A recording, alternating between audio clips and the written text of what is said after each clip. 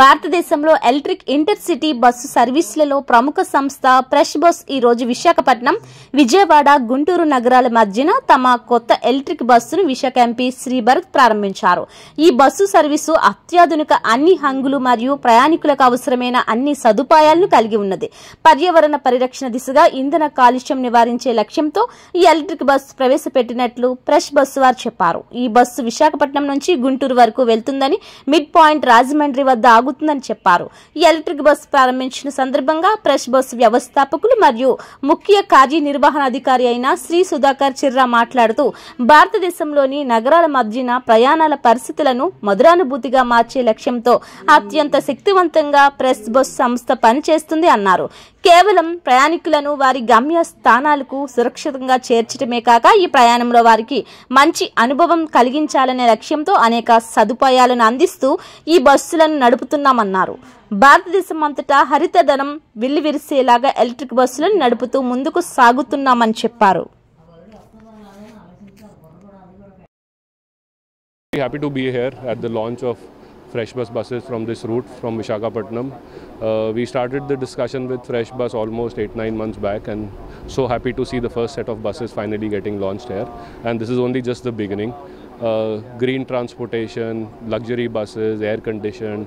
If you see inside the bus also very well made, all customer feedback has been taken care of. The features are top of the class, and you'll see every right thing that is happening in the bus. So it ticks all the right boxes for us. We are solving for climate change. There is so much pollution in every part of the country, and these green buses or electric buses make that dream possible of having a cleaner, sustainable transportation in India. So Fresh Bus is operating already Bangalore, Chennai, Coimbatore, Tirupati, Hyderabad, Vijayawada, and with more and more buses coming, they will keep adding more and more routes in the near future. నేను fresh బస్కి founder and CEO. ఇది నేను start చేసి 2023లో ఏప్రిల్లో మేము start చేసాం. Tirupati to Bengaluru first ఈ electric buses concept start చేసాం. అక్కడ ప్రజలందరూ చాలా ఆదరించారు. అక్కడ మేము ఆల్మోస్ట్ 12 బస్సెస్ వరకు సర్వీసెస్ పర్ డే రన్ చేస్తున్నాం. అలాగే తర్వాత హైదరాబాద్ టు విజయవాడ లాంచ్ చేసాం. అక్కడ కూడా ప్రజలు ఎంకరేజ్ చేశారు. ఇప్పుడు అదే ఫెసిలిటీని మనము వైజాగ్కి తీసుకురావాలని వైజాగ్ టు అమరావతి మనం ఈ సర్వీసెస్ లాంచ్ చేసాము. ప్రస్తుతానికి ఈరోజు 8 బస్సులు ఎలక్ట్రిక్ బస్సులు లాంచ్ చేస్తున్నాం అండి. స్టార్టింగ్ ధర 350 రూపాయల నుంచి స్టార్ట్ అవుతాయి. దీంతోపాటు మనం ఫ్రీగా snack box, wet wipe and water bottle ఫ్రీగా ఇస్తాం. ఇది 420 కిలోవాట్ ఎలక్ట్రిక్ బస్సు. ఒకసారి ఛార్జ్ చేస్తే 380 కిలోమీటర్స్ వెళ్తుంది. ఎక్కడ మళ్ళా మధ్యలో ఆగే పని లేదు. సో ఈ ఫెసిలిటీని వైజాగ్ ప్రజలందరూ మమ్మల్ని ఆశీర్వదించాలని, ఎంకరేజ్ చేయాలని మనస్ఫూర్తిగా కోరుకుంటున్నాను. ఫార్మల్గా ఫ్రెష్ బస్ అనే కంపెనీ విశాఖపట్నం నుంచి అమరావతికి బస్ సర్వీసెస్ లాంచ్ చేయడం జరుగుతుంది. దానికి నన్ను ఇక్కడ ఆహ్వానించారు. ఇప్పుడే ఆ ఫ్రెష్ బస్ వాళ్ళ ఒక ఎలక్ట్రిక్ బస్ JBM అనే కంపెనీ నుంచి జస్ట్ అట్లా తిరిగేసి వచ్చాము. బస్ గురించి కొంచెం తెలుసుకున్నాము. ప్రధానంగా రాష్ట్రంలో ఆలోచన ఏంటి అంటే స్వర్ణాంధ్రప్రదేశ్ తయారు చేయాలి, స్వచ్ఛ ఆంధ్రప్రదేశ్ తయారు చేయాలి. కానీ ప్రతి నగరంలో పొల్యూషన్కి వెహికులర్ ట్రాఫిక్ అనేది ఒక ప్రధానమైన కారణం. సో వెహికులర్ ట్రాఫిక్లో పొల్యూషన్ తగ్గించాలి అంటే ఎలక్ట్రిక్ వెహికల్స్కి మూవ్ అవ్వాలి. ఇంకోటి 10 ఎలక్ట్రిక్ వెహికల్స్ బదులు ఒక ఎలక్ట్రిక్ బస్సులో కానీ మనం వెళ్ళగలిగితే 45 మంది ఒకటేసారి వెళ్తే మనకి ఇంకా పొల్యూషన్ తగ్గే అవకాశం చాలా ఎక్కువ ఉంటుంది. సో దాని భాగంగా రాష్ట్ర ప్రభుత్వము ప్రతి ఇట్లాంటి ఒక ఎలక్ట్రిక్ బస్సుకి కూడా సబ్సిడీ కూడా అనౌన్స్ చేయడం జరిగింది, 5%. ఆ 5% వీళ్ళకి కూడా ఇప్పుడు ఈ కంపెనీ ఫ్రెష్ బస్ కూడా తిరిగిస్తుంది. దాని భాగంగా ఇవాళ 8 బస్సులు అన్నారా మీరు? ఇక్కడ 8తో ఇప్పుడు ఇక్కడ స్టార్ట్ చేస్తున్నారు. కానీ 100 బస్సులు ఉన్న ఈ కంపెనీ రాబోయే 3 సంవత్సరాల్లో 1000 బస్సులకి పెరగాలనేది వాళ్ళ లక్ష్యం. సో ఈ రోడ్డు మీద రాబోయే సంవత్సరాల్లో పూర్తిగా డీజిల్ బస్సులు రిప్లేస్ అయ్యి ఎలక్ట్రిక్ బస్సులు రావాలనేది మా కోరిక. అప్పుడు క్లెన్లీనెస్ పెరగడమే కాదు, సౌండ్ పొల్యూషన్ తగ్గుతుంది. బస్సులో ప్రయాణించే అందరికి కూడా కాస్ట్ కూడా ఏంటంటే వీళ్ళకి ఆపరేషనల్ కాస్ట్ అంత ఎక్కువ ఉండదు, అప్ఫ్రంట్ కాస్ట్ ఎక్కువ ఉంటుంది కొంత. దానికి ఇప్పుడే వర్టెల్లో అనే కంపెనీ వాళ్ళ మేనేజ్మెంట్తో కూడా మాట్లాడాను. ఏంటంటే బస్సులు వాళ్ళు గ్రీన్ క్లైమేట్ ఫండ్ నుంచి తీసుకుని ఇట్లాంటి ట్రాన్స్పోర్ట్ కంపెనీస్కి వాళ్ళు లాంగ్ టర్మ్ లీజ్ కోసం ప్రొవైడ్ చేస్తారు.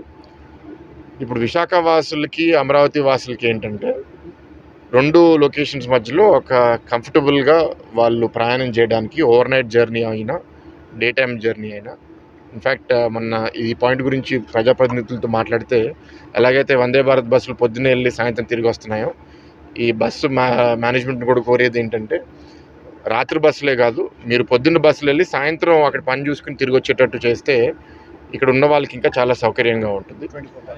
అండ్ అదే అండ్ లోపల ఫీచర్స్ కూడా చూపించారు.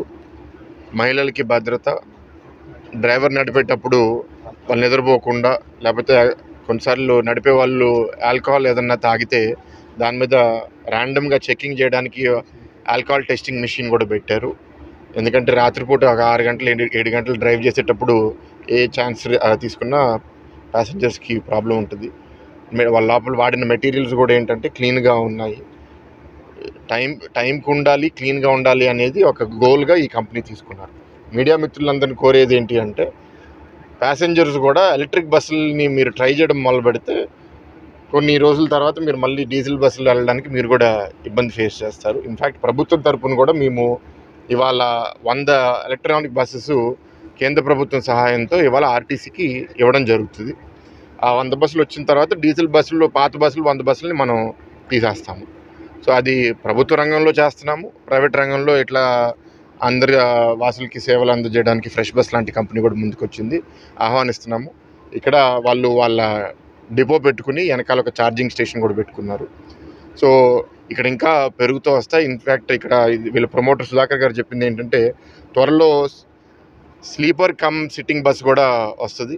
సో రాత్రిపూట పడుకోవడానికి కూడా సౌకర్యాలు వస్తాయి. So we wish them all the best.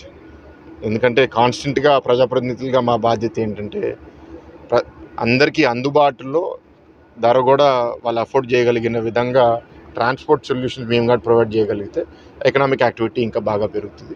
So we wish this company all the best. అందరు దాన్ని ట్రై చేయాలని కోరుతున్నాను. కంపెనీ యాజమాన్యాన్ని కోరేది ఏంటి అంటే మీరు ఏదే ఉద్దేశంతో అయితే స్టార్ట్ అయ్యారో ఆ ఉద్దేశంతో మీరు కంటిన్యూ అయ్యి ఆ మాట నిలబెట్టుకుని మంచి పేరు సంపాదించాలని కోరుతున్నాను.